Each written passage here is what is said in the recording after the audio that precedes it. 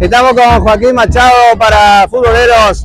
Joaquín, contanos cómo viste este encuentro y el pase a la final. Muy contento seguramente. Primero que nada, buenas tardes.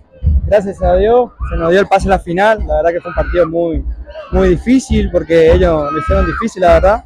Se plataron bien y gracias a Dios, con paciencia, el juego que tiene este equipo, garra y actitud, se pudo hacer el gol sobre el final. Gracias a Dios. Y nada, y ahora, nada, a disfrutar. Que se viene ahora la final, un pasito más falta para el título. Se viene Huracán, Huracán ganó 3-1 a Brown, está en la final, así que va a ser rival de ustedes.